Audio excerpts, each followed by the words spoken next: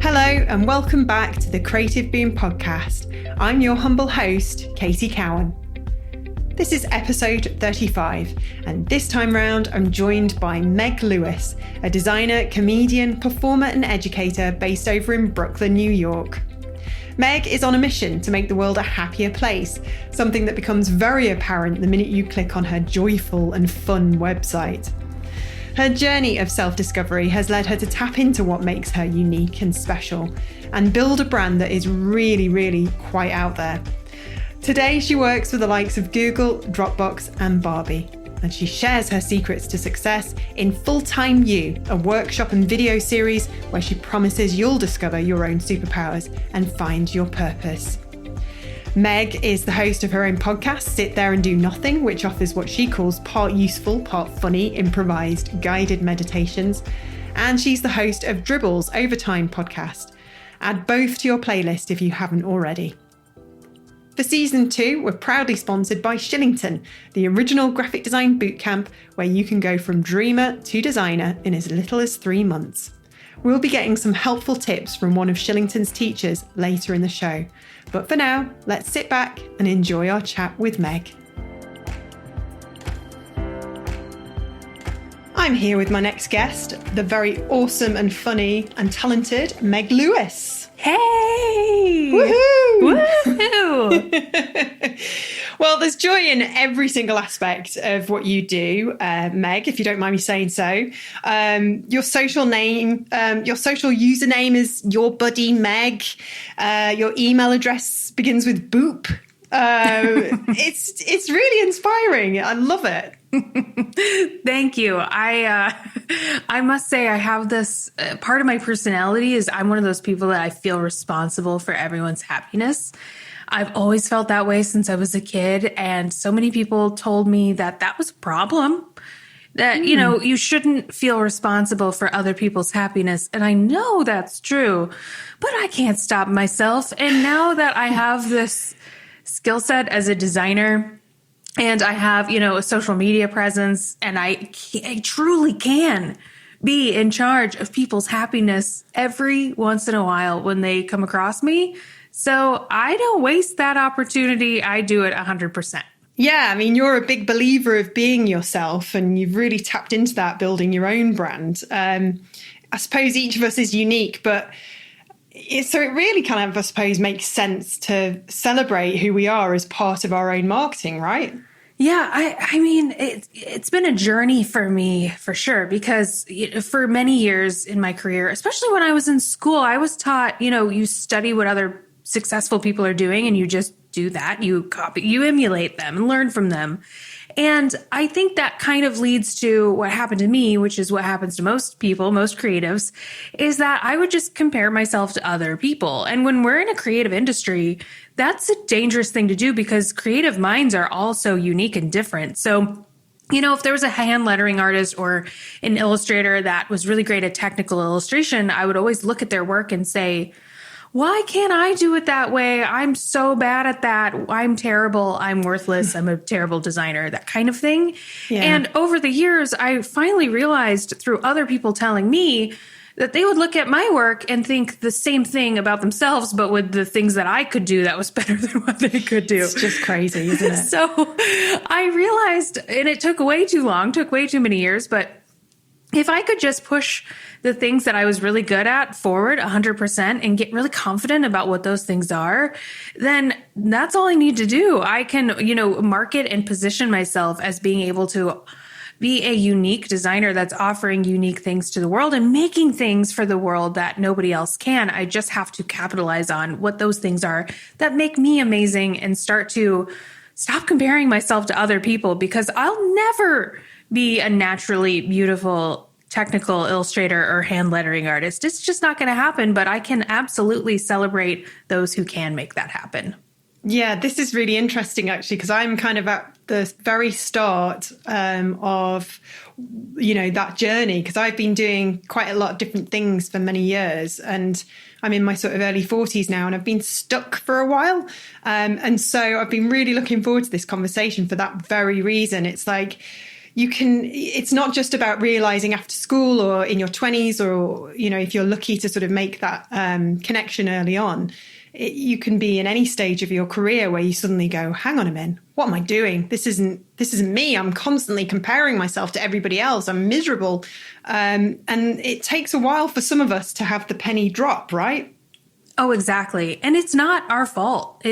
We've been conditioned to think this way since we were kids. And, whether it's in school or whether it's from the environment we grow up in, but a lot of it has to do, honestly, with, marketing companies and brands that are constantly telling us there's something wrong with ourselves. So we need to buy things in order to make us feel better about ourselves. So we're all walking around feeling very self-conscious and worrying about ourselves all the time. So it's totally normal and not your fault, not anyone's fault for feeling that way about themselves. It's the dang world's fault. So I'm just happy to have had this realization for myself so that I can shake everybody else and tell you that it does not have to be this way. And also, when you've kind of found the thing that makes you you and makes you tick and sets your heart on fire, it really kind of just strengthens your brand overnight, because it's the law of attraction, isn't it? Because what you start putting out there, what you want, is what you get back. Oh, it's so, so true. I remember a couple years ago when I first really started to push past a lot of the fear that's associated with doing this and, be myself 100%, only attract the kinds of companies and people I wanted to work for by being my weird self out loud, just very loudly. And the fear was, well, if I do this, aren't I scaring away so many people, like 90% of the brands that would want to work with me or could work with me? Yeah. And the answer has been yes. I absolutely am. I'm scaring away the majority of people that I could have worked with or worked for. But the best part is that I am attracting the small group, which is actually a lot of people because there's a lot of humans in the world. I'm attracting the people that truly love me for who I am, who want to work with me because of this part of me, this weird, unique part that makes me who I am. So it's been incredibly fulfilling to move into this career direction because now I get to work with people that are like, they not only accept my weirdness, but they hire me for that. And so the more I found, the more that I'm doing my weird self on the internet, the more that I'm pushing it forward, the more opportunities I get and the more in line they are with who I am and what I really want to be doing. And that has been such a relief and so fantastic. Oh, that's great to hear. And I'm sure there's a lot of designers at the moment, particularly ones who run their own little studio or freelancing, who will be listening to this and thinking, gosh, this is starting to sort of make sense to me, because we all start off, don't we, being a jack of all trades. We want to get as much work as possible, bread and butter clients, and we'll take and say yes to anything. And then in some cases, we might be lucky and follow a similar path to you, where you realize, actually, I need to specialize in something, or I have to sort of really sell myself and what makes me unique to get more of the work and the clients that I want to be with. However, some people might get a little bit lost and find themselves on a bit of a treadmill and going further and further down this path of soul destroying things. And they might be doing really well on the surface. The money might be really great, and they're able to shout about all these kind of clients that they're working with. I've personally been there myself and have been sort of going away from that over the last 4 or 5 years, and actually just announced today on LinkedIn that I've basically left one of my ventures, which I co-founded with my husband in 2007. So it's a big day for me. Wow. Yeah, but I'm not a designer. I work in PR and I was working in PR and marketing, Meg. Now I'm a writer and a broadcast journalist and podcaster and the founder of Creative Boom, and damn, I'm proud of that. Yeah. So yeah, anyone who's listening to this, who's sort of at that kind of, I think it's going to be so valuable to hear that actually they have our permission to really take a look and see whether they're happy and whether what they're doing is stuff that gets them out of bed in the morning. Yes. It's sometimes you just don't even realize you're in this kind of miserable place, I guess. Absolutely. 1,000%. I'm so excited and honored to be the permission, the validation that somebody might need in order to make some decisions. And I think you mentioned something really interesting and important about being a jack of all trades and, being a generalist. We hear this, this opinion a lot, that everybody has an opinion on whether you should be a specialist or a generalist when you're a creative person, especially if you're providing services to clients or brands. And I think a specialty is helpful. It's helpful to have a thing. So that way people can put a label on you and place you easily in their mind. But I will say that every single human is very complex and very interesting. And we all have interests that are very seemingly unrelated to one another, and things that we can offer the world, skills that we have that are not necessarily tied to that one specific specialty. Exactly. And I do believe that when we niche down so far into one specialty, we're not able to get out all of the other interesting parts that make us who we are. Those other things we're interested in, the skills that we have, we're not able to use them all. So what I found throughout my career that works really nicely for me is that I am a generalist by trade, where as a designer, I love doing all parts of design. I like designing full experiences, to brand design, to like little, eye roll worthy deliverables like decks and stuff. I love it all. I love doing all of that. So I'm a generalist by trade, but I've really experimented with different kinds of specialties. For a while, I was saying that I was a value-based specialist, meaning that I only worked with companies that were working to make the world a healthier or a happier place. And that was helpful for me to have a thing, so people knew what I was doing, what I was offering the world. But now my specialty is myself, which is a very strange place to get. My specialty is my brain and my personality. So whereas I still do, and I've expanded beyond design now, all kinds of stuff. Yes. I don't feel held back by skill anymore.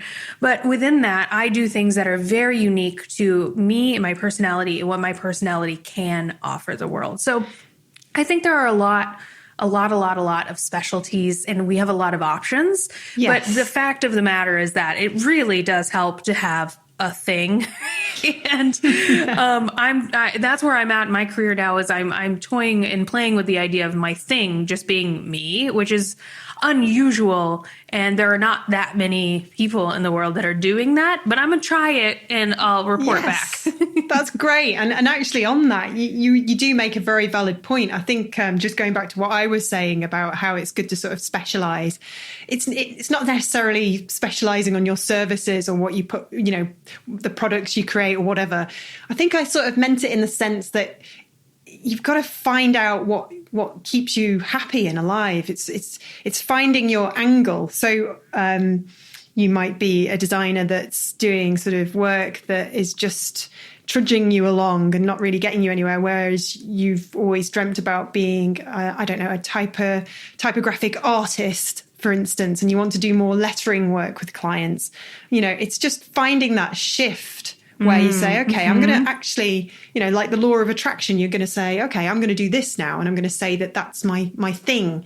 And it could be multiple things, like you say, but it's just finding how to, I suppose, finding the courage to go for it when the norm is to, I'm, so-and-so, and I run a design studio and we do all of this. But really what you wanted to do was just focus on the lettering. And it's exactly like you say, it's realizing that just because everybody else is doing that, or you think the industry is telling you that that's how it is, it doesn't mean it has to be. And that's the liberating discovery, isn't it? I agree. I love that so much. And the cool thing about being in the creative industry in general is we're not doctors, so we don't require a special degree or certification to be able to do what we do, which is very liberating to me, because that means that the labels we have are totally unnecessary.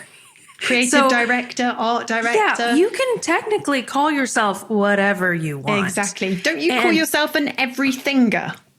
I have, yeah. I've used that word before. I also I toy with the idea of specifically and strategically calling myself things that I don't feel like I necessarily belong in, because I'm making the strategic move to try and redefine what that label means. So, for example, lately I have been trying my hardest to, in some way, call myself a comedian. And I think, when we think of comedians, we have a very specific image, somebody that's on TV or doing stand up on stage. And that's not me. I'm not doing either of those things. But I do have a comedy podcast. I work comedy into everything that I do. Technically, I should be able to call myself a comedian. Why the hell not? Yeah. And you are very funny. Thank you. And so that was a really scary label for me, because I don't necessarily, by most people's definition, fit into the label of comedian. But technically I am, and I want to feel empowered to be able to claim that label, but also to kind of reshape and remold what that label can mean. And I think a lot of times we get really stressed out about picking one label and then declaring that as our thing. We're calling ourselves this now. It's really dramatic in our heads. But what I've learned over time is that you could just pop it up in your bio on your website or put it up on social media and claim that label for a month. And if it's not feeling right to you over time, just take it back, change it to something else. It's not that big of a deal. The rest of the world is not noticing nearly as much as you are. Exactly. And the funny thing is, I've had many friends I have many friends over the years. What am I saying? I've had many friends who are designers over the years and illustrators, and they struggle with how they write their about pages, maybe it's a cultural thing, a British thing, but just trying to sort of describe what they do.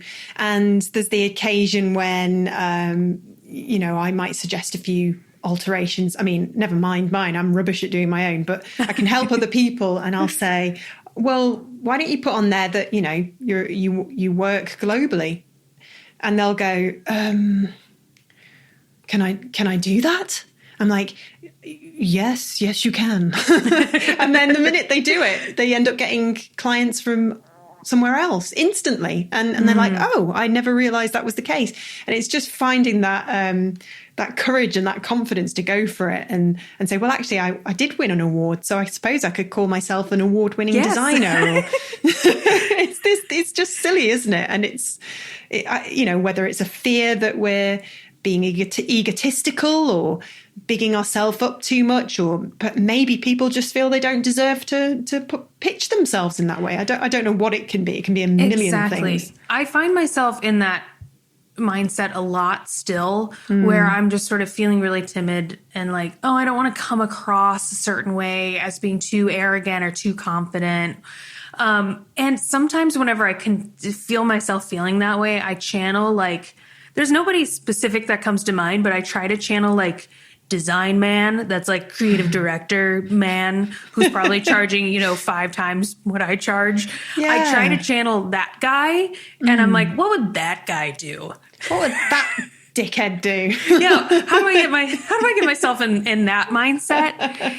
And it's been really interesting too, because I really do like to channel the energy of other people sometimes and learn from what they do and how they approach things. And then you alter, and I just kind of apply things that other people do in a way that works for me, which ends up looking nothing like what they did. But it's really helpful still to learn from other people and to study what other people are doing and what works for them. Yeah. And then apply it in a way that works really well for how your brain works. I think it's a girl thing, isn't it? We were brought up to be such, seen and not heard, and good little girls. And good little girls are, if they're assertive, they're called bossy. And if they're sort of loud, it's somehow seen as a negative. I don't know. Not by my family. My family thought I was bonkers and brilliant, and they still do. My dad always used to say, the problem with you, Katie, is that you've got personality. And I'd be like, oh, that's great. And we have a laugh. I come from a long line of mad people who are brilliant. In fact, my nana she did a lot of drama and acting. She was great fun. And we used to have to do at Christmas when they were all still around. We used to do what is it? What's it called? Do a turn. We weren't allowed to watch telly. We all had to take turns to get up and do something. It had to be an act, a bit of drama or some singing. Or, yes, it's great fun. But anyway, so it's funny that you kind of imagine yourself being a really confident, bolshy design man in these scenarios, because that was going to be one of my questions, because you seem so with it. And this probably goes back to what you were saying right at the start of this chat, how we all sort of live in our own heads and we think, oh gosh, they're so good. How did they do it? And actually we all think the same, don't we? We're all in the same boat. We all think we're not good enough and wonder how everyone else is doing so well. Absolutely. And I mean, I will say that I'm probably 75% completely free of self-confidence issues. So I'm almost there, which is great. And the 75% of me, whenever I am free, is how I am phrasing it. You know what it feels like when you're in a moment, you feel completely free. And when I'm in that place, it's so magical, and it's like a drug. I don't want anything else. I want that all the time. Yeah. And so I'm working actively so hard I want to get at least 90%, but I'm still not there. So, I think I've created environments for myself where I feel really safe and encouraged to be myself. And I've fought really hard to get out of, relationships, or whether that's, friendships, professional relationships, clients, all of that, where I don't feel encouraged and safe to be myself, which is a hard thing to do. Most people go their whole lives without finding that at all. Yeah. So I've been able to push past that a lot and create all these wonderful environments where I feel really nurtured and supported to be my weird self. And the nice thing is that a lot of this is in our own control. So I use social media as a place where I can feel really safe and encouraged to be myself. Yeah. People follow me on social media because they like me. Yes. I would hope many people are not hate following me. I love that. Hate following. God, well, I don't love that, but you know what I mean? I've never heard that before. I hope that's I'm going to follow her. I hate her. Yeah. But, I'm not a celebrity, so I don't think people are like, she's cool, but I hate her, that kind of thing. And so, the people that are there to support me. And so I use those communities that I've created for myself to play, to experiment, to be curious about myself, to explore things, to ask questions, and to just have fun. And it's a really great place for me to just do whatever I want and have people just kind of be there to support me and to watch me grow. And I'm doing it intentionally for myself, but also intentionally so that I can show other people how it doesn't have to be that scary to just be weird and be yourself on the internet. It seems terrifying because the internet is scary, but especially if you have social media, there people that are there for you are there to support you. That's why they followed you. So it's a perfect safe space for you to explore who you are and to allow people to follow along. That's great. That'll be really kind of encouraging for a lot of people. I actually heard from a friend who's a psychologist that we're our complete, raw, real selves when we're about 6 years old. And then things happen, life happens. We have to learn to get along with others. And that often gets diluted or in some cases forgotten. Who are you at 6? Do you remember? Yeah, I'm constantly trying to channel that person. I was a child that did not like toys. So I would only be by myself. And I had the best imagination. I didn't like toys because they were not nearly as fun as the worlds I would create in my own head. And I had siblings, but I did not want to interact with anyone else. I just wanted to be alone with this world that I was creating for myself to live in. Right. And I would just spend all my time, drawing that world, making up jingles for that world and songs. And it was really really fun. And then over time, I learned about toys, and then things got less fun. There was less imagination because I was just playing within other people's constraints then. And so now I'm trying to constantly unlearn a lot of what we've learned because, like you said, when you're 6, so allegedly, I don't know if I believe this is true, but you form all of the information that you know about the world, usually by the age of 7. And when we're kids, we're constantly taking in data about the world because we don't know what anything is. So we're learning everything for the first time.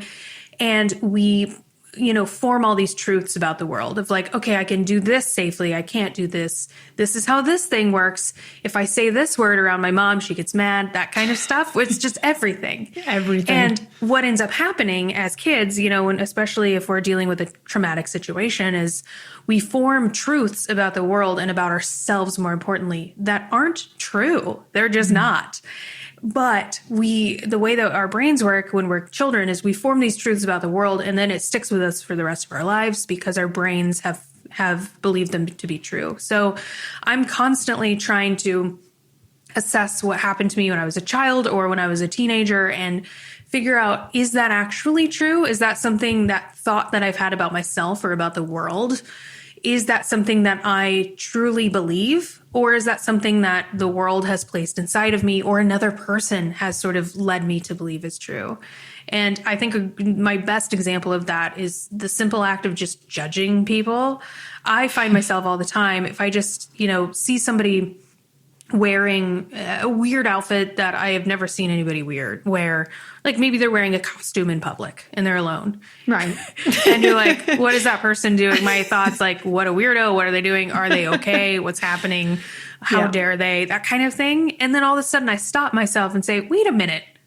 Who cares? I actually don't care. They can wear whatever they want. They can be themselves. It's fabulous that they're going out dressed as Spider-Man. Good for them. Yeah, wonderful. So I'm constantly assessing what I'm doing. Even with illustration, I find myself a lot, drawing ice cubes in a glass, for example. And I'm like trying to get the cube shape just right, making sure that it's shiny in all the right places. And then I look at it and I'm like, how do I make this look more like me? And I think for a second, wait a minute. Do ice cubes have to be cube shaped in this imaginary world I'm creating on this paper? No, this glass doesn't need to be glass shaped. It doesn't need to be cylindrical. I can make these shapes anything I want them to be. And so I'm constantly just assessing what I'm doing and why I'm doing them. Who put those thoughts, who put that methodology into my head and doesn't need to exist. Getting back to the kind of, right, scrap that, going to start my own rule book type thing. Yeah. And even then it's not going to be a rule book. It's just going to be a constantly changing, shifting thing. And that's really exciting. And now you're teaching others to do the same. You've got a course, a workshop, isn't it, that you can follow along called Full-Time You, which I love because it sort of taps into all that we've been talking about, really to help people unlock their personality and their potential, right? Exactly. The Full-Time You process is so fascinating because it's the most basic questions to ask yourself about who you are, what makes you amazing and unique and original, what are all those personality traits, the skill sets that you have, what are the things that you can offer the world, and then getting you to kind of create an action plan for how you can start utilizing those things, whether it's in your full-time job or whether it's if you want to work for yourself. And it's fun because I found through the process, I didn't realize this was going to happen, but I ended up getting a lot of corporations hire me to teach these workshops. Incredible. Because, productivity and feeling fulfilled in your job really comes from being able to be safe enough to feel like you can be yourself, but also to have an employer who acknowledges that you are unique and allows you to personalize your role based on what you specifically can offer. And we find that creates much more fulfilling careers, but it also allows for companies to get more out of their employees because when we're fulfilled in our jobs, it just means that we feel comfortable being ourselves, but it also means that we're not having that specialist sort of issue where we're doing the same task over and over again when we have so many more things we can offer. Yeah. So it's about expanding what you're doing in your current role, or expanding your thinking about your current career into utilizing so many more parts of what you specifically can offer and pushing those forward. We're taking a short break to enjoy a creative piece of advice from Kathy Sisson. Originally from Melbourne, Kathy is a design, art director and calligrapher, also known as Kayashi. Kathy is also a lecturer at Shillington in New York. Known as the original graphic design bootcamp, Shillington is our sponsor for season 2 of the Creative Boom podcast. So I asked Kathy, what should designers bear in mind when going to a job interview? Just to be yourself, but also to ask really good questions. I think that's the one thing in interviews I never really got my head around. I was always just like, yes. And I think coming forward with really great questions of what's the culture like? What are the projects? Really deep diving and being really interested and invested in the job. I think that for me has always been a great success tool of showing how invested I am in the company and asking those good questions. So sometimes interviews, you go in and you're so nervous that you could almost just not say anything. And that's okay too, and you're relying on your work, but really showing passion of, hey, I've really done the research into this company. I want to know more. So I think that's really important, of just coming with pre-planned questions, just to show that your client that you're really eager. To find out more about studying graphic design in as little as 3 months online or at one of Shillington's 6 campuses around the world, visit shillingtoneducation.com. Now, back to Meg. And you've clearly gone, as we've said, through that process yourself and still going through it. And your website is just a shining example of how people, how others could follow suit. And I love everything about it. It's very joyful. It's very you. I feel like I get a very good impression of who you are.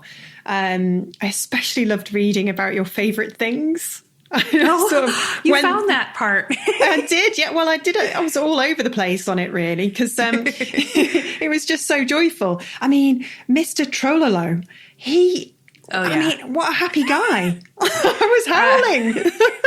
Do you think he's wanted in 50 states or something for...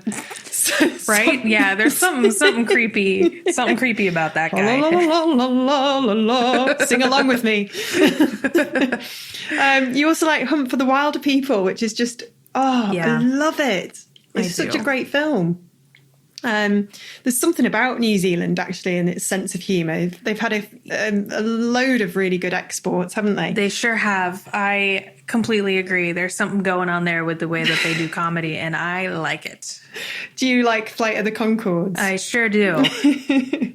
Oh, I love that. I love all their little kind of songs. They're kind of, it's just very kind of awkward and weird, and it's just very me. So I love anything like that, It's all the kind of like gestures, isn't it? It's the physical comedy. It's the Jim Carrey face and the Lucy Ricardo in I Love Lucy, who was just the original, wasn't she? Really? And yes, I definitely in the process of figuring out how I can be myself more in my work, whether it's through my actual visual style or just by the way I'm presenting myself and being me. I did a really great exercise where I studied all of the things that have influenced me my whole life, like the things I was really into when I was younger that I'm still really into today that seemed pretty unique to me. And you're picking up on all of it. It was a lot of what is called physical comedy. So using your face, using your body to show humor. And when I was about 12 or 13, I also was in competitive pantomime. Oh, brilliant. And specifically competitive comedy pantomime, because there was also a dramatic pantomime circuit that I was not on. Oh, okay. I've never heard of this. What is competitive pantomime? So it was just, imagine, all of the 12-year-olds from around the area. Yeah. We would have competitions where you would have your act much like if you're an actor and you have your monologue.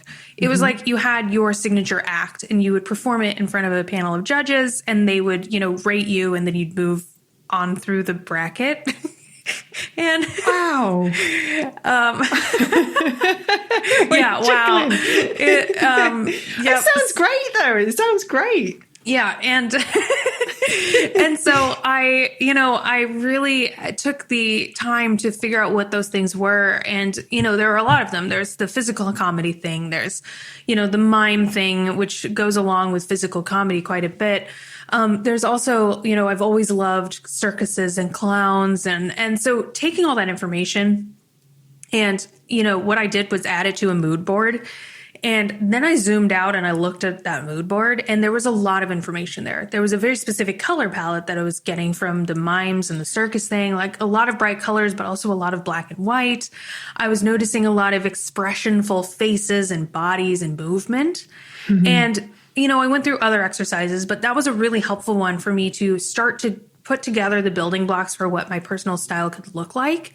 And so today I use a lot of black and white. I dress in mostly black and white, but I also use these large blocks of color. Yeah. And I specifically use these circus colors that came from the color palette. And so it's all very intentional and it really means so much to who I am and who I've always been.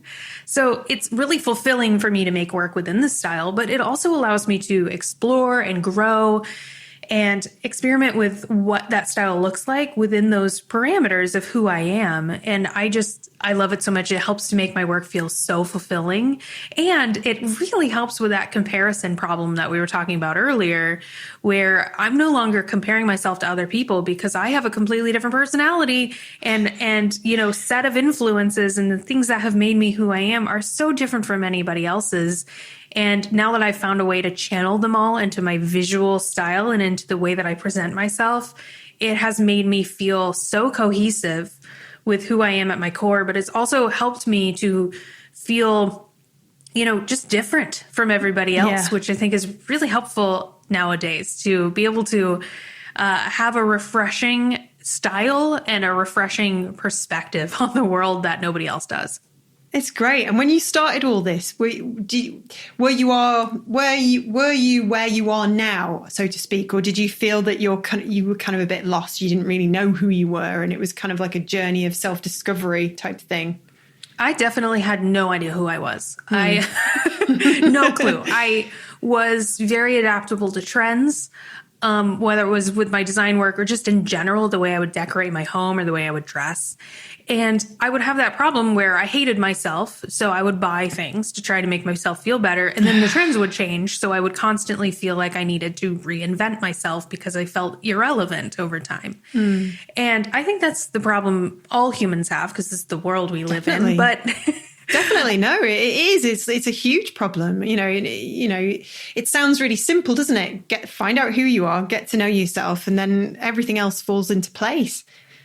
Exactly. And I had a style before where, because other people could see it, they would always say, well, we know which one Meg made, that kind of thing. But I couldn't see it at all. You say it in a way that's like, well, we know which one she made. Yeah. Damn. And I'd be like, why? How do you know? And so I had it there, and there were like little clues here and there where I was doing certain things with color, and I also would try things like, for example, I would try, wearing brown pants, for example. Yeah. And I would be like, I loved these brown pants on everybody else, but why do I hate them when I wear them on me? What's going on here? Why do I just not feel great in this like really intricate flower pattern dress, for example? And once I did this like personal style exercise, I realized that of course I don't like the brown pants or the intricate flower dress because that has nothing to do with me or my personality. There's nothing about my influences throughout my life, what's made me who I am, my personality that goes with this particular outfit. And of course, that's why I didn't feel confident wearing it because it's not me. It's a trend or it's somebody else. So I think that's been really the fun part about this is that now that I've figured out what is me, it's made me so much more confident. I would say I was at 10% confidence before. Now I'm at 75%. That's pretty damn good. That's brilliant place to be. Yeah. And I think the best side effect of feeling really confident about who I am is that it's allowed me to stop comparing myself to other people, which means that I now get to celebrate other people in a way that I didn't before. Yeah. So when somebody looks really great in their brown pants, I now don't feel like internalizing it and thinking, why can't I wear the brown pants? Now I just am able to celebrate them because they are so amazing and they can do something that I can't do. Are you talking about the Everlane the Everlane brown tan Let pants? me tell you, those will never work for me. But I've tried so many times. I've got them in my drawer, babes.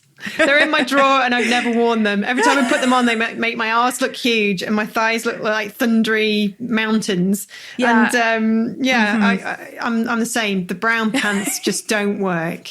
And pants mean something different over here completely. That's true. Yes. I'm conjuring up like Austin Powers type sort of. I also would not want to wear your kind of brown pants because no.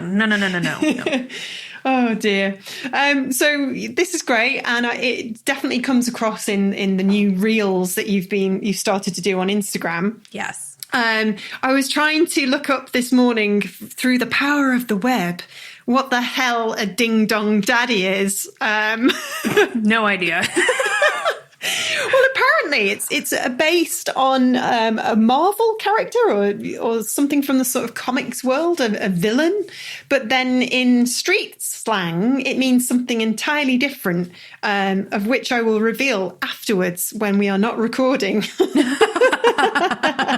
I love it. I love all the kind of silliness. And it was great to see you sort of like, you now and again are introducing a hint to your podcast, which is sit there and do nothing, which is like meditation on a completely different level, isn't it? It's fun, it's lighthearted, but it's also meditation. I love that. Thank you. Yeah, it's been such a fun process because mindfulness and mental health is so important to me, but part of my personality is that I have a very hard time taking anything seriously. And that can be a negative personality trait a lot of the times, but a lot of time it can be a wonderful thing. Yeah, definitely. I constantly am like, I don't want to do something because it's too serious or like my brain won't allow it because I'll just start giggling. And, it occurred to me while I was meditating, a very serious, meditation is a very serious thing. Oh, yeah. Whenever you get into a meditative experience where they're like, now just think about whatever you want. And my brain would always go into this, this imaginative place where I was just giggling and having a great time. And then I realized, wait a minute, if the point of meditation is to get you feeling better than you felt before, why can't it be funny and fun? So I had this epiphany of like, oh shoot, I have something that I can do for the world that nobody's done yet. And I can do it in a way that's so unique to me. So I figured I might as well just do it, even though it really has nothing to do with anything else that I do. And so in making the podcast, those are longer episodes. They started as guided meditations. And now in addition to that, we got all kinds of stuff. Like I'll read reviews to restaurants that are funny.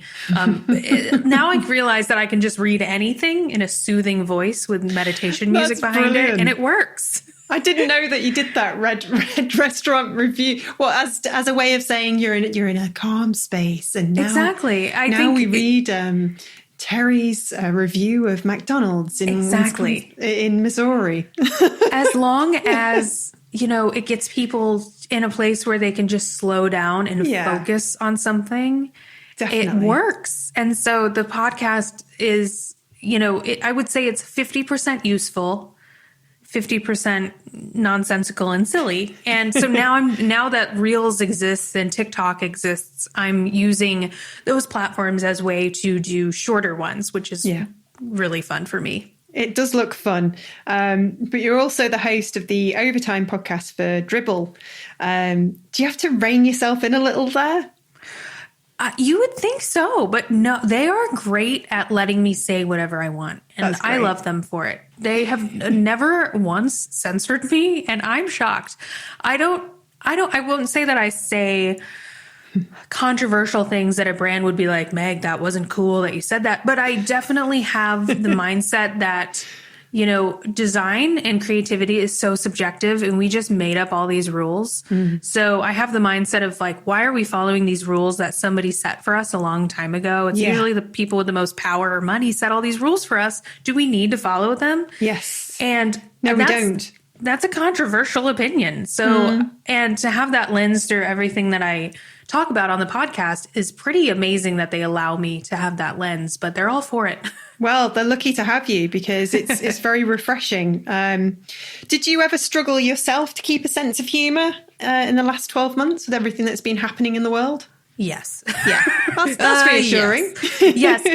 Yes. I mean, I personally, you know, just like everybody, I'm dealing with a lot of the same issues that every human is dealing with. So I would say all of the primary things that bring me happiness and joy in the world were taken away from me this past year.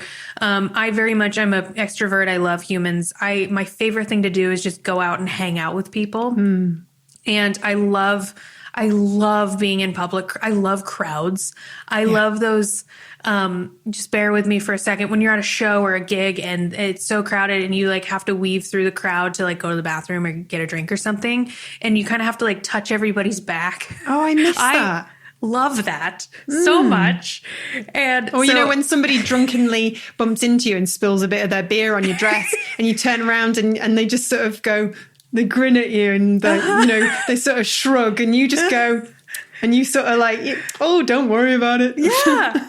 Just all these little kind of connections. And it's weird that you say that because whenever I get really sad about how things are, I always imagine myself at a gig, somebody standing on my foot, somebody like throwing hopefully a stale a glass of beer and not what I suspect it probably is.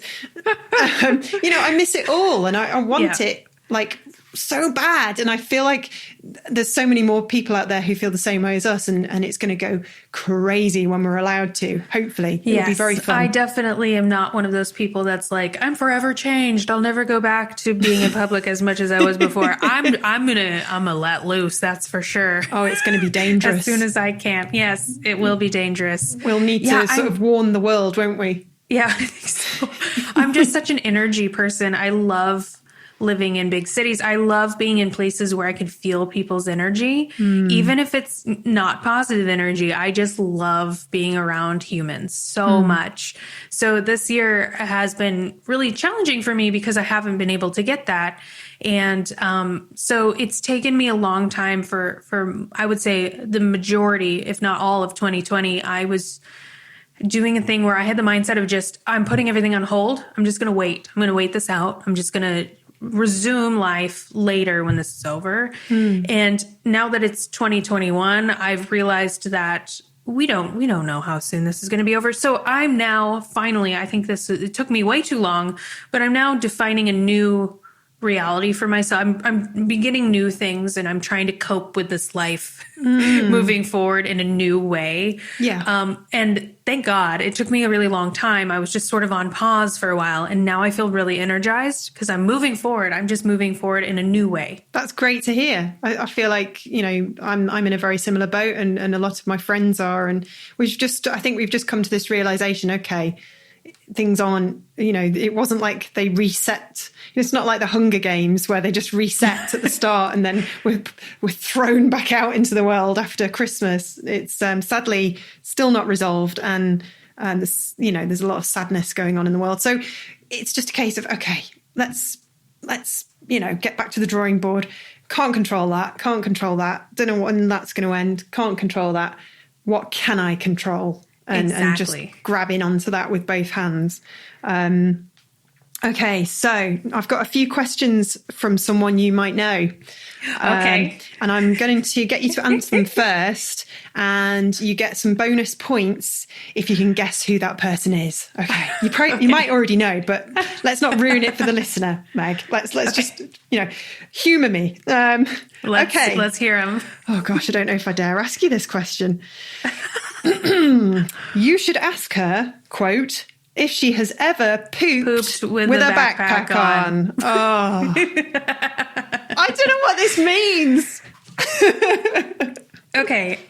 So honestly, at this point, this actually could be anybody telling you to ask me this, because have you ever pooped with a backpack on is my classic icebreaker question whenever I'm at a networking event. I've asked this question to hundreds of creatives, like just countless.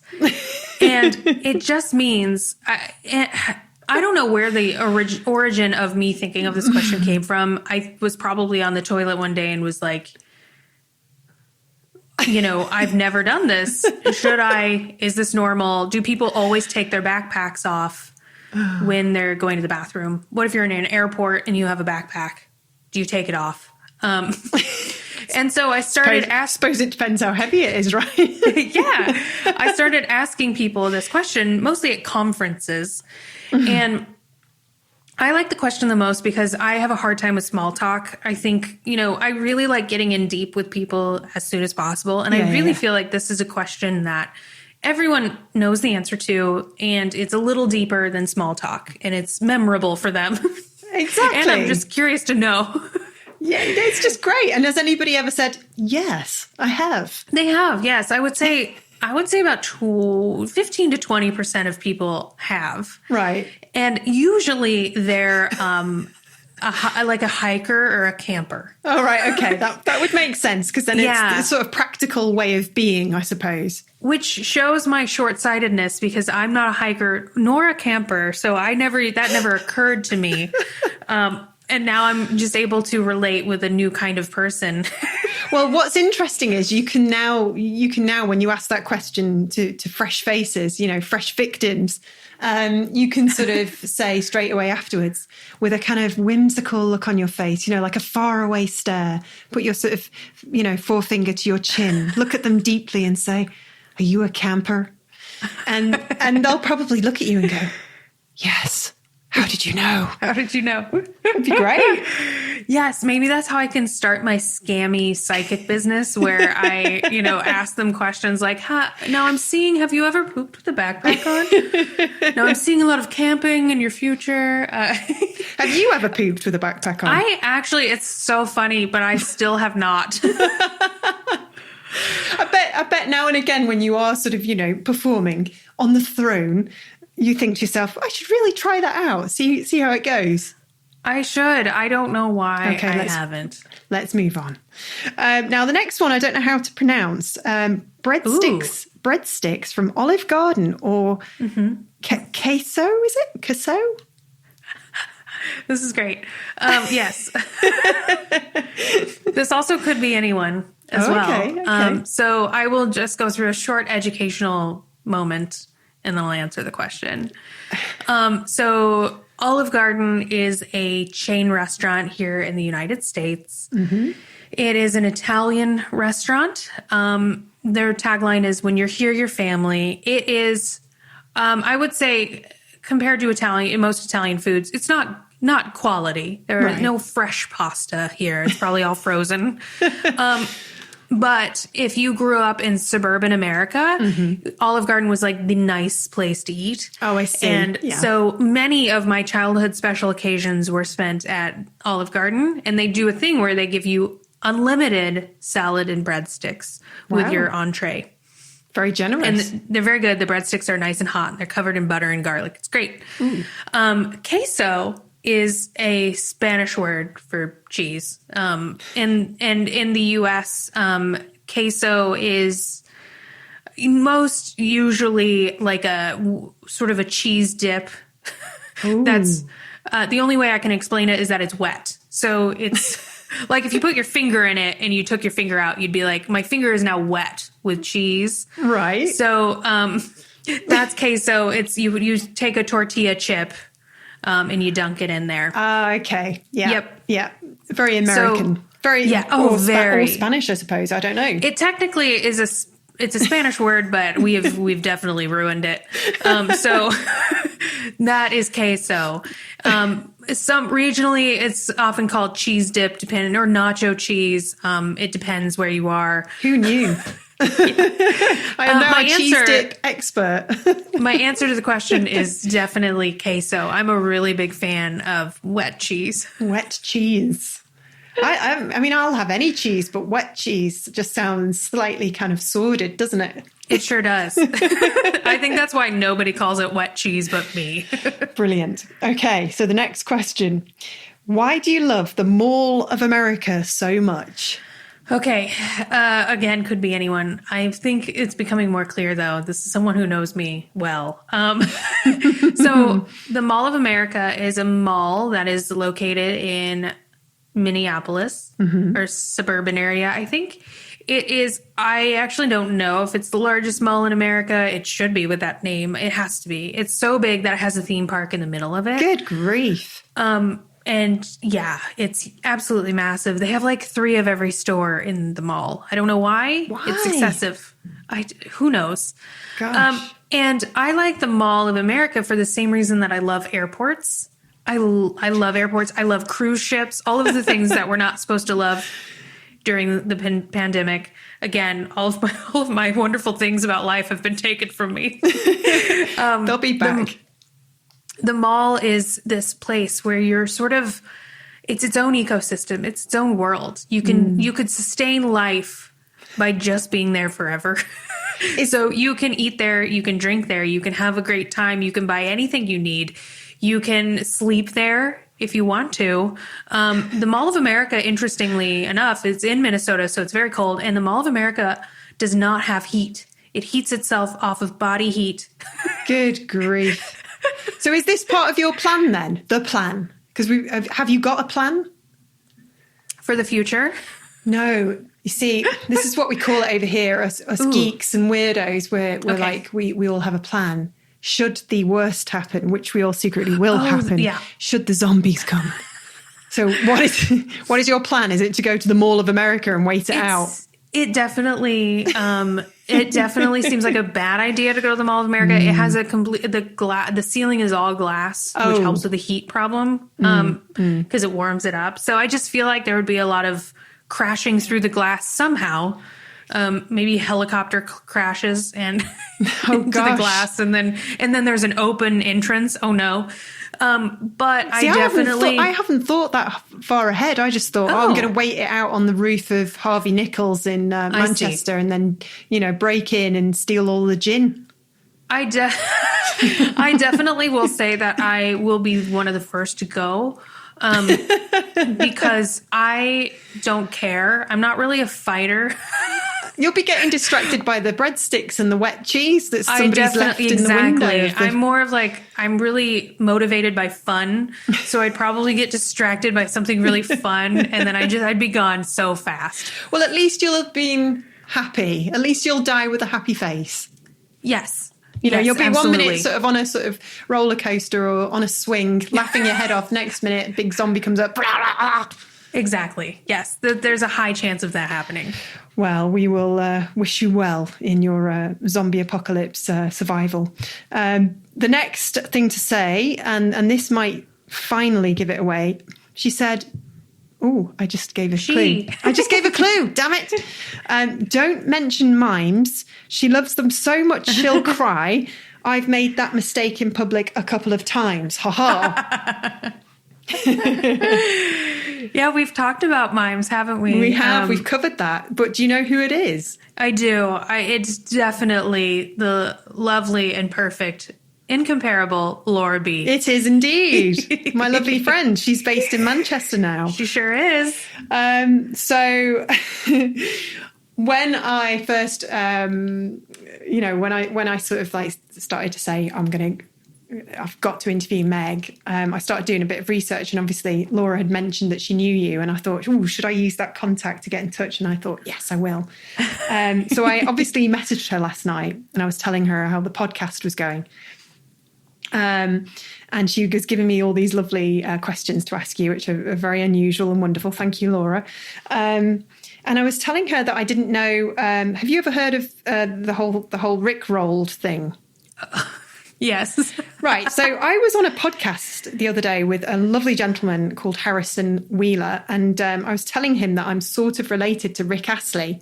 And he was like, wow, you're related to the guy that's involved in the Rickrolling. I was like, what? Rickrolling? What's that?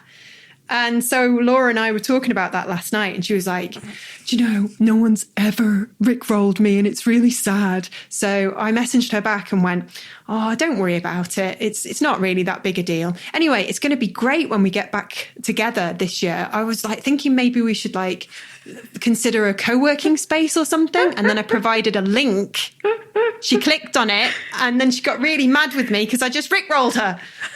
She was like, I'm so gullible. Is that Laura? Is she kind of just this? Because that's my impression. I'm not as close to her as you are, and I'm just getting to know her. But she's just such a lovely innocent of the world, I think. She has a great ability to love, and I think because of that, she is able to see only the best in people. Yeah. And I think that's such a beautiful quality to have. It's really good quality to have.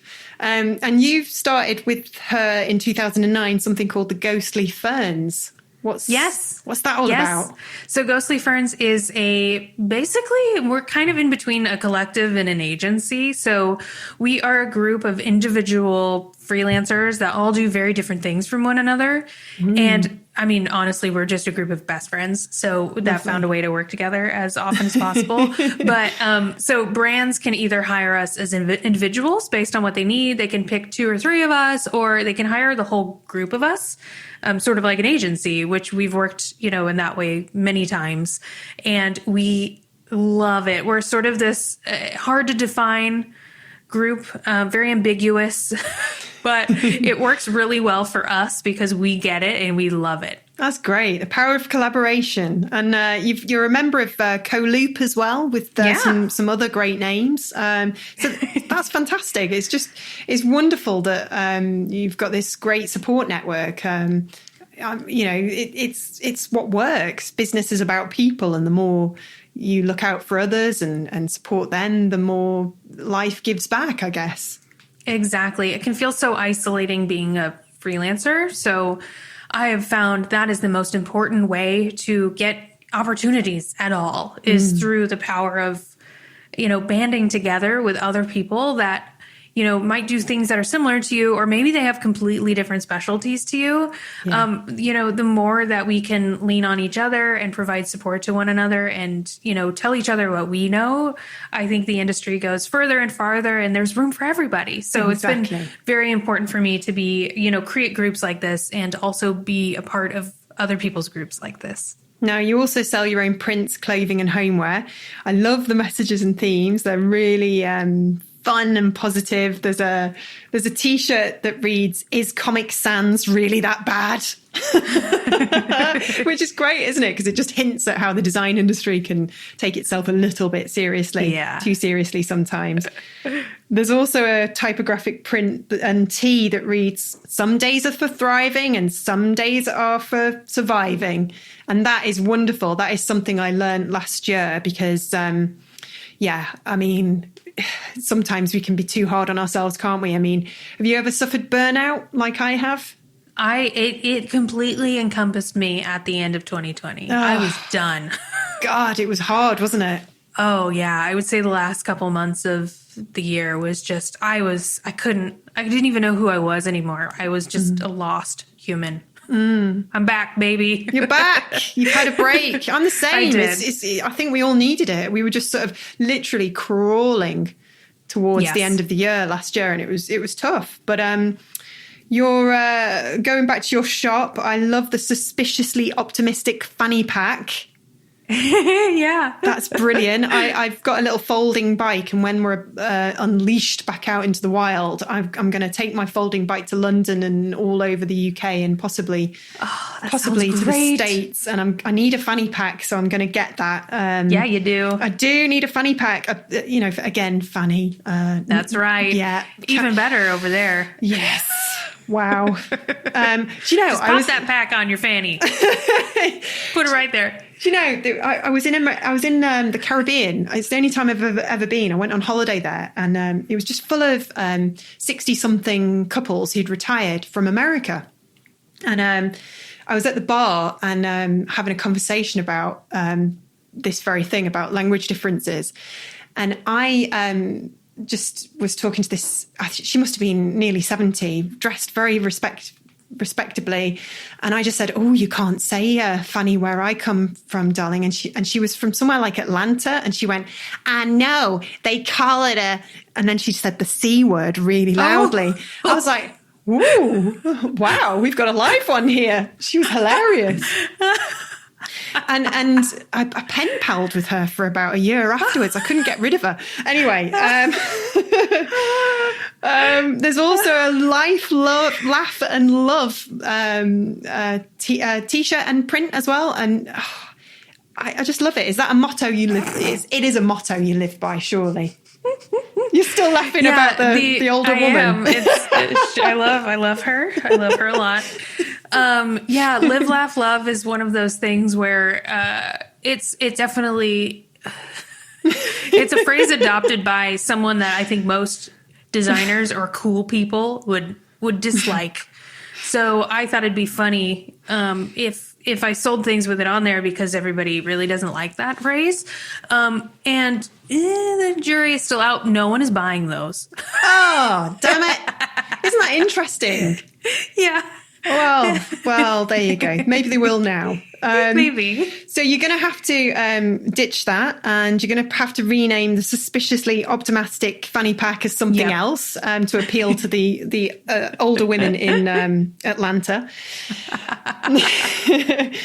Aside from that, as we embrace this wondrous new year, despite all that's happening, because we're alive, and I suppose we have many blessings, and you know, we're still here, we're still breathing. What else are you hoping to get out of this year now that you've recovered and you've got your kind of fire back in your belly? So much. I have what feels like an unlimited amount of possibility, and what a great but overwhelming place to be. There are so many things that I want to do. I am working, which is the most realistic, will definitely happen, working on a bunch of classes that I'm going to be offering online this year. Ooh. One is just a simple portfolio or website strategy class or workshop. I'm going to be doing a Find Your Personal Style online class, and an online class called Get Paid to Be Yourself. I'm also working on a class for another company called Recreation Center that I'll be offering through them. Mm-hmm. That is going to be called Create Your Own Universe, which allows you to create imaginary worlds, kind of like I was talking about what I did when I was a kid. Yeah. Which just helps you to, work on your creative skill set if you're an illustrator or a designer that has to create new things all the time. Mm-hmm. So those are definitely happening. Some of the things that I want to definitely happen more so is I really am excited this year to be making more of that comedy mindfulness stuff on social media, the short videos. I'm hoping to start doing them a little bit more topically. So as things happen in current events, I can create meditations around them. And I'm very excited to do that. I'm also trying at the moment to create an experience where I've always wanted to not own a restaurant, but design the concept for a restaurant or bar. Mm-hmm. And I feel like it will happen at some point in my life. But what I'm working on now is creating a virtual restaurant. Great. And I'm working on figuring out how that works and what that looks like.